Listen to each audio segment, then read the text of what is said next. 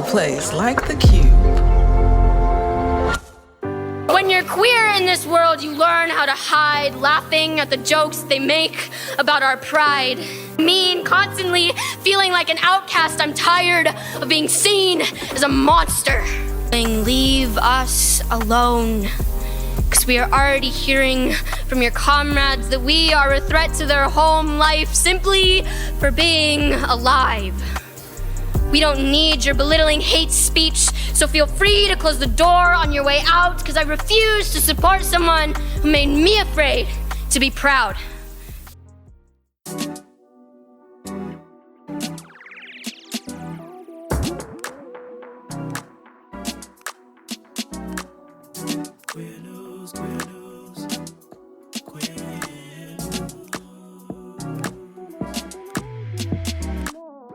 Family, it's your favorite queer radio personality, Anna DeShawn, and this is Queer News, your favorite weekly news pod where race and sexuality meet politics, culture, and entertainment.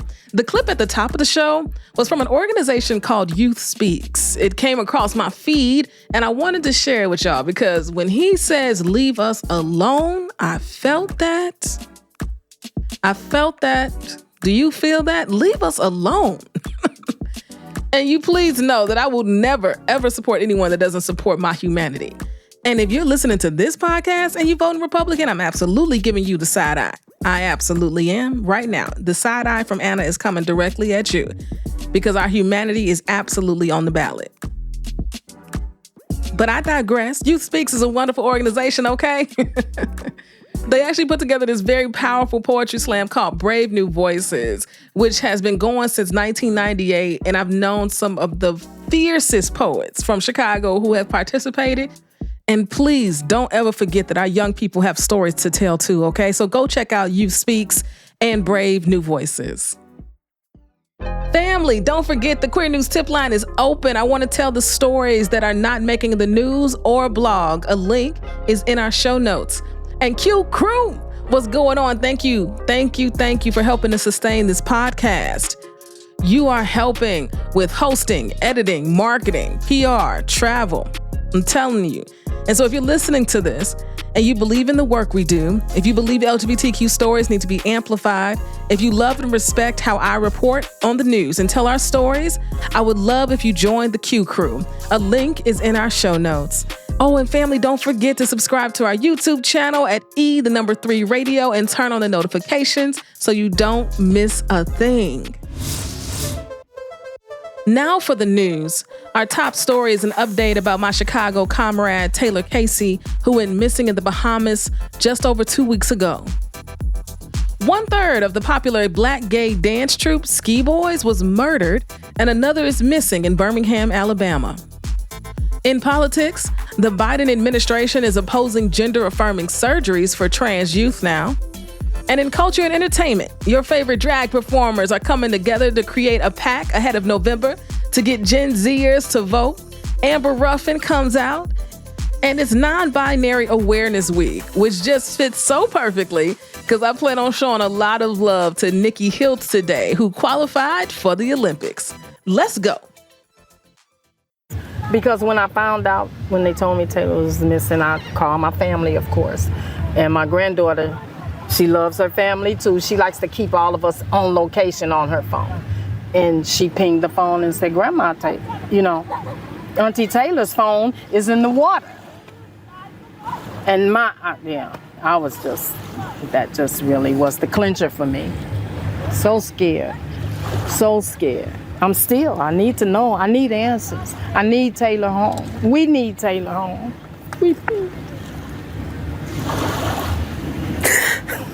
Please.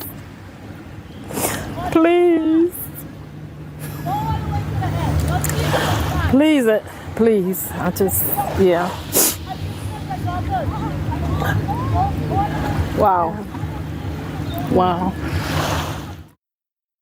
So our top story today is about my comrade, Taylor Casey, out of Chicago, who's been missing from the Bahamas for a little over 2 weeks now. I reported about Taylor last week as we received an official press release that came out that provided some details. She had traveled to a yoga retreat in the Bahamas. It was going to be a month long, and she's been studying yoga for like 15 years. So it's something that she loves to do. And she was planning on bringing that practice back home to Chicago. But family, she's still not home. The organizers who are working to bring Taylor home dropped a press release on July 1st that had so much information in it. So let me just give y'all a little rundown. In my last update, I told y'all that Miss Seymour, Taylor's mother, and her good friend were going to the Bahamas. And they did. They went to the Bahamas to put their feet on the ground there, to see this yoga retreat, to talk to people face to face, because they just didn't feel like they were getting the answers they needed over the phone. So they went to the Bahamas, and y'all, some of the stuff that they found, it angers me so much. I'm so incredibly angry and frustrated that it doesn't feel like they are putting Taylor's life first. They're putting tourism first. And so when they went over to the Bahamas and they went to the retreat center, it's called the Sivananda Ashram Yoga Retreat. It's what it's called. And when they arrived, there was a few things they noticed. One, there weren't any missing poster signs of Taylor absolutely anywhere at the resort. And as a matter of fact, people who were attending the resort didn't even know that a person was missing who was attending. Literally, there has been no communication with the folks there that this tragic thing has taken place, which puts their safety at risk. There's a reporter from News Nation, Brian Enton, and I watched a couple of his reports because he was in the Bahamas and he actually got to interview Miss Seymour and her good friend while he was there. And he said the same thing. It was very disturbing that no one knew. And people that he talked to said that they were leaving. They got there, they arrived, and they left because they didn't feel safe. And why would you? But we know tourism is the economic situation for the Bahamas. We know that that's the number one way that they bring in money, right?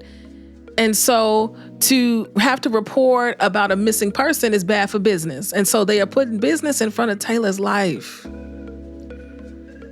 which angers me so much. I also learned in the press release and through the stories that there was a man that was walking the beach, and there's two separate incidences. One where they saw a man with a walkie-talkie walking along the beach near where Taylor's tent was located.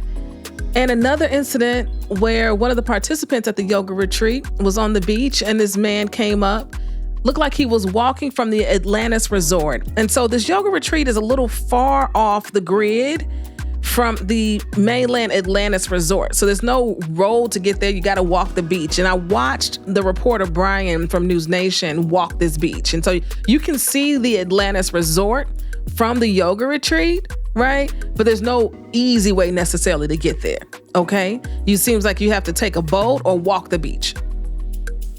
And this woman who was at the yoga retreat and says that a random man came up to her. He was dressed in all black with a Celtics hat on, saying he was from Chicago and he was looking to take one class at the yoga retreat. And he was coming from that Atlantis resort. She said she had never seen him before, and then she had never seen him again. The officials at the yoga retreat didn't even want Taylor's mom and friend to talk to anybody there. As a matter of fact, they basically banned them from talking to anybody. Eventually they came around. It's like, if they want to talk to you, okay. And so a few people did. But they felt like their answers were coached. Miss Seymour says it felt like it was a cult in a way. And it was very disheartening. And as she put it, deeply unsettling. Miss Seymour says, I feel uneasy about the investigation. I'm not satisfied with it. I feel like the police did the bare minimum, and I need them to act like it's their child missing. And this is our hope always with people in these positions, police, the fire department, right? The paramedics, that they treat us as if we were their family, right? Miss Seymour and the team, friends that came to the Bahamas with her, they actually went to Taylor's room to retrieve her belongings from the ashram. These things included her Bible, her teacher training course book, a picture of Jesus Christ, Louise Hay affirmation cards, her yoga mat, books titled, We Do This Until We Free Us, and another book titled All the Black Girls Are Activists. She also had lavender essential oils, toiletries, a sketch pad with her paintings, yoga pants, flip-flops, and t-shirts. They say that it basically appeared that her room had been pretty much unprocessed, untouched by local authorities. What? Now, the police were able to retrieve Taylor's cell phone from the ocean, okay? But they only found this cell phone because Taylor's niece pinged her cell phone on June 19th and said it's in the ocean. 56 feet away from land is where they found her cell phone. They wouldn't tell Miss Seymour what was on that phone. They wouldn't release that phone to Miss Seymour. She believes there's probably more information on that phone that they need to help them find Taylor. They were also told that security footage was looked at and reviewed by the Atlantis security, but not by the authorities. It just feels like they're being gaslit at every single turn of this investigation. And now, family, they are calling on U.S. government support. They are calling on the FBI to get involved into this investigation to find Taylor Casey. They believe that the authorities there are not doing all that they can to find Taylor. And based upon what I'm reading and what I've seen, they are absolutely right. And as if things couldn't get more disturbing, Miss Seymour and her friends, the team that went to the Bahamas, they were so disturbed by the conditions, how the ashram was controlling the narrative, that they were concerned about their own safety. They changed their flights and came home early. Now, once they got back home, they spoke to 3 different FBI officials on June 29th, but they're saying these calls have not led to any U.S. intervention in the case. And they're saying, we're calling on the U.S. State Department to deploy the FBI to take over this investigation immediately, and the Bahamian police to allow the FBI to carry out a proper investigation. They believe the FBI can find Taylor. Family, right now there have been no significant leads, and it's been over 2 weeks. Her mom said, I had to return home without her. This is every mother's worst nightmare. I felt an urgent need to return because without U.S. government support, we may never find out what happened to my Taylor. So if you're listening to this and you've got connections to the FBI, to elected officials, to the government who can push this forward, please do so. Follow @TaylorKC on Instagram and Facebook to stay up to date. And there is a GoFundMe of sorts. It's on another site where you can give and support the efforts because they need legal help, fees. They may want to travel back to the Bahamas, and they're going to need money for that too. So if you've got money, please give. I've included a link in the show notes. I've also included a link to the social pages where you can go follow and message them yourselves to help support. Let's do everything we can to bring Taylor home.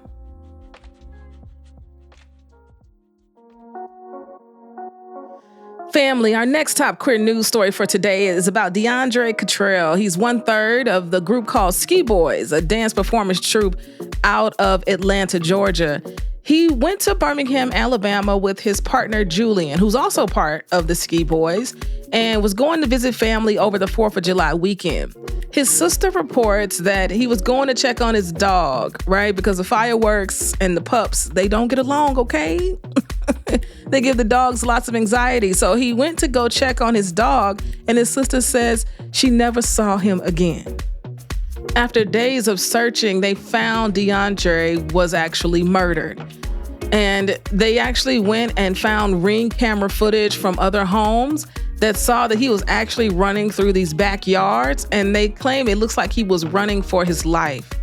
In those backyards, they found his shoes and his cell phone. His sister said, quote, "It looked like he was looking for refuge." And now for the partner that went down there with him, Julian, he's also missing right now. They don't know where he is. Police, of course, want to talk with him to help find out what may have happened. And Facebook got rumors swirling that he's reached out to a couple of people to tell him that he's okay, but he's afraid for his own life. Y'all, it's a lot of holes in this story.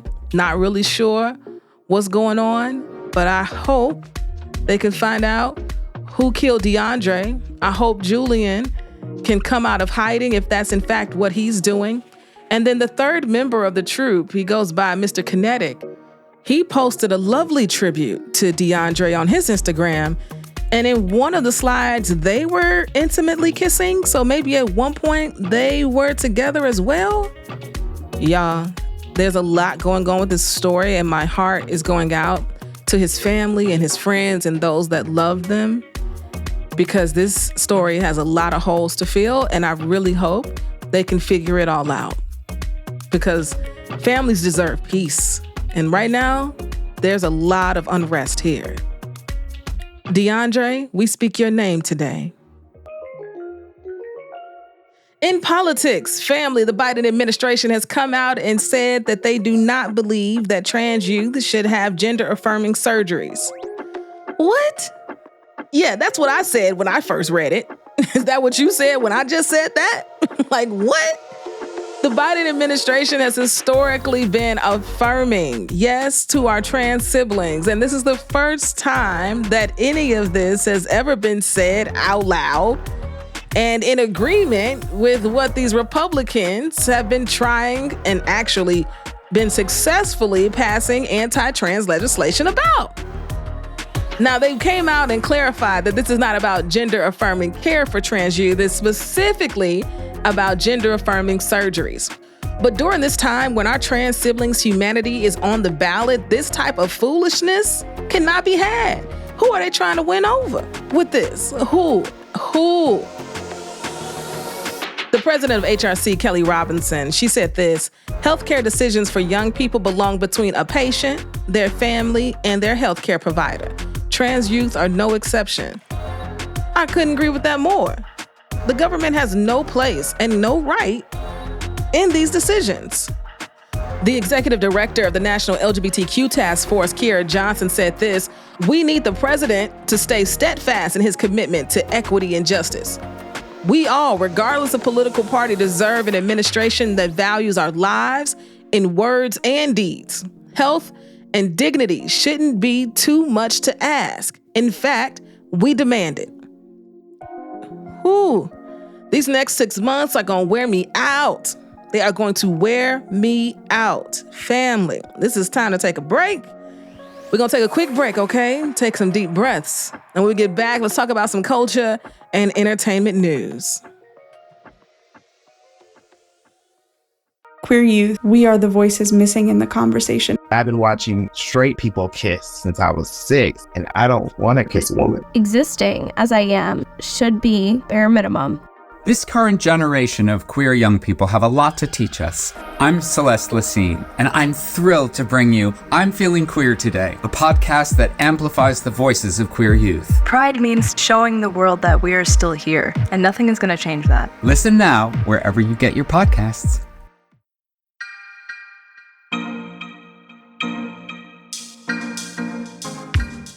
The journey toward liberation is not a straight line. Heck, there isn't even a finish line, at least not in our lifetimes. Yep, the path is messy AF, and we're here for it. Hi, I'm Taina Brown. And I'm Becky Mollenkamp, and we're your hosts for Messy Liberation. We hope you'll join us for weekly, or as close to weekly as we can get, conversations about life as intersectional feminists and feminist coaches. We'll keep it fun, but we'll also go deep as we talk about current events, politics, pop culture, and of course, business. Always with an eye on liberation from oppressive systems. And listen, we are not perfect activists or allies, so don't expect polished, perfectly formulated conversations with tidy 3-step solutions. You're not going to find that toxic capitalist BS here. Instead, we're going to share our real-time, messy thoughts as we make sense of the world around us. If you are sick of superficial approaches to business and personal challenges, then you're going to love the nuance that we're bringing to every discussion. This show is going to get you thinking, help you feel less alone in the mess of personal development and systems liberation, and we hope educate and inspire you, no matter where you are on the journey. If you also want to create a more equitable world, Please join us on the journey to messy liberation, available wherever you listen to podcasts, including Apple, Spotify, and YouTube.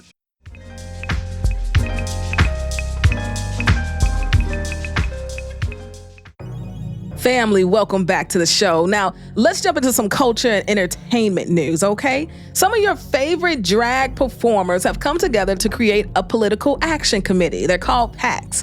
And the goal here is to get queer Gen Zers out to the polls to vote this November.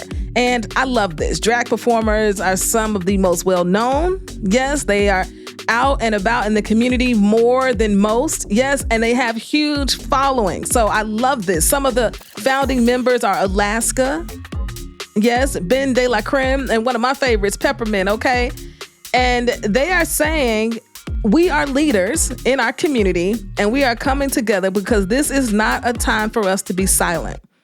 Now, their PAC is called Drag PAC. It's very easy, all right? And the mission is to protect LGBTQ rights through democratic action in 2024. They are here to make change. You can learn more about them at dragpac.org. dragpac.org. You can volunteer, you can donate, you can spread the word, okay? I love this. I love this so much. Yes, and I hope that they can make the impact that they're looking to make. And with their platforms, I have no doubt they can do that. We need more of this, family. We need more of this. In other culture and entertainment news, one of my favorite culture commentators and comedians, writers, Amber Ruffin, came out at the end of Pride Month. Did y'all hear about that? Yes, she did. On her Instagram with a cute little tee that said queer and all the rainbow colors. And she wrote, "In what will come as a shock to exactly 0 people." I'm using the last day of Pride to come out. "Be proud of who you are, little babies. I know I am, and I can't wait to be discriminated against for a new reason." With a whole bunch of rainbow flags. You know, I never thought about Amber's sexuality at all. Now, did she go on TV with suits on and bow ties? She sure did. She sure did. And hence why maybe nobody should be surprised, but I just never really thought about it, you know. But I'm here for it. Welcome to the family, Amber. We love to have you here. We sure do. We sure do. Now, family, for our last culture and entertainment story for this week, I want to let y'all know that it is Non-Binary Awareness Week. Did you know that? Yes, it is. So it's celebrated from Monday, July 8th to Sunday, July 14th. And on the 14th, it's International Non-Binary Peoples Day. Yes, it's celebrated annually on July 14th. And so the goals of this week are to raise awareness about non-binary identities, is to create a safe space for non-binary people to share their experiences, etc., right? And of course, we want to promote greater acceptance of our non-binary siblings. Well, ironically, a wonderful story is coming out of the Olympic trials this year, where trans and non-binary athlete Nikki Hiltz beats the meet record in the 1,500 meters to go to the Olympics in Paris. Now, I had to look up what 1,500 meters meant, okay? So it's just under a mile, all right? And if you're looking at an Olympic track, that's about 4 times around, okay? Most of y'all can't make it halfway. I know I can maybe make it one way around at this point in my life. Okay, I didn't run a marathon before, all 26.2 miles. That was a time, yes? But today, 4 times around that big old track, Nikki did it in 3 minutes and 55 seconds. What? The joy on Nikki's face is unprecedented, okay? And now they get to go to the Olympics. And what I really love is Nikki's message in the post-race interview, where they gave all the love to the LGBTQ community who has supported them, because they identify as trans and non-binary, but due to the change of rules as it pertains to our trans siblings, Nikki hasn't been able to go on testosterone, right? They haven't been able to go on T. And back in an interview in June of 2023 with Runner's World, Nikki said this: "Going to the Olympics, it's such a dream of mine, but it's also such a dream of mine to take testosterone, to grow facial hair, or to have top surgery. And so I think sometimes I can really resent this sport." And that's real. So Nikki is identifying how they want to identify, but they can't take the gender affirming care steps to show up in the world how they want to show up, because running is their life. It is their job, and they can't do it being who they are today. And I think it's so ironic that this is Non-Binary Awareness Week, and this is the story that I'm telling today and sharing with all of you. And just a reminder that there's still so much more for us to do. But in the meantime, congratulations, Nikki. Congratulations. Family, now it's time for Anna's Got a Word, because Anna's always got a word. And this one is about dreams. The word today is about dreams, because I have so many dreams and so many things I want to accomplish. And I'm just over here grinding. I'm over here working and putting in the time and effort to perfect my craft and to reach my audience and to find my people every single day. And I just never know when a dream is going to come true. You just don't know. And so I've been wanting to produce a podcast stage at a Pride event, at a conference. I've pitched it a number of times, and it came to fruition over the weekend at Chicago's Black Pride in collaboration with the Together Real Bad podcast and Black Gay Table Talk. Y'all, we made something out of almost nothing in less than a month's time. We had 13 folks sign up in advance, ended up doing 10 interviews. Our lieutenant governor sat at our table. The mayor of our city sat at our table. Community leaders, activists, artists sat at our table, and we made a space for us. Yes, we did. And it was so good. I can't wait to share it on social media more. And I am tired, I am exhausted, and I am full, because you really just never know when a dream is actually going to come true. You just never know when you're going to get that text or that call, and it's going to be that time for you to say yes. Clear out everything else you got going on and say yes to this moment, because there are some moments you just don't want to miss. And I'm so glad I didn't miss this moment. And I'm so glad a dream has come true. And now it's time to make this dream happen again and again, because every event, every conference deserves a podcast stage and a place to amplify the voices that deserve to be heard. I'm so grateful, y'all. Thank you. Thank you for listening. Until next week. Peace.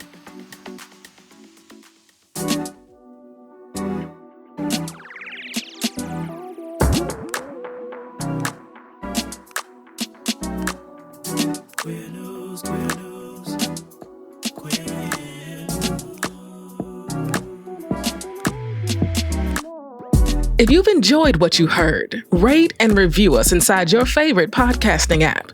This podcast is written and produced by me, Anna DeShawn. Podcast editing by Ryan Woodhall. And brought to you by E3 Radio and distributed on The Cube. We are Queer News Done Right.